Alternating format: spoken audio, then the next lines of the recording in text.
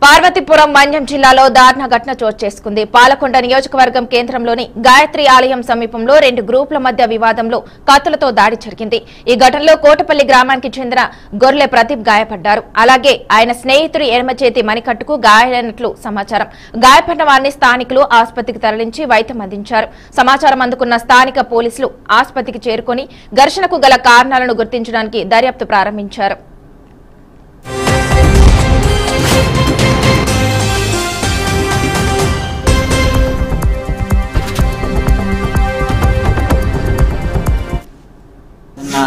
వేరే గొడవ బండి ఉందని బండికి వెళ్ళాను. బండి మా ఫ్రెండ్ ఒకటి తీసుకుని వస్తే వాడి నెంబరు అడిగాడు అతను. అయితే నా నెంబర్ వేరే వాళ్ళు ఇస్తారు. ఆ నెంబర్ చేసి నాకు వార్నింగ్ ఇచ్చాను. నాకేందుకు వార్నింగ్ వేసుకుని నాకు సంబంధం లేదు దీనికి.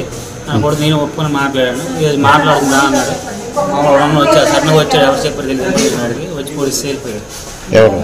పులిని ఫ్రెండ్ ఉన్నాను.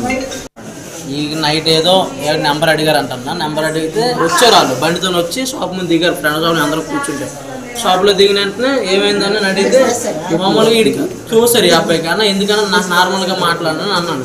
నార్మల్గా మాట్లాడినా నాకు మళ్ళీ మరి ఏమైంది జస్ట్ నాకు కొట్టేసరి నేను కాన్షియస్లోకి వెళ్ళిపోయాను.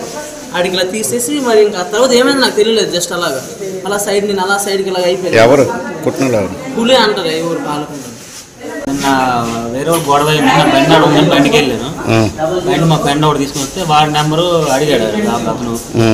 అయితే నా నెంబర్ వేరే వాళ్ళు ఇస్తారు. ఆ నెంబర్ చేసి నాకు వార్నింగ్ ఇచ్చాను. నాకేందుకు వార్నింగ్ వేసుకుని నాకు సంబంధం లేదు దీనికి.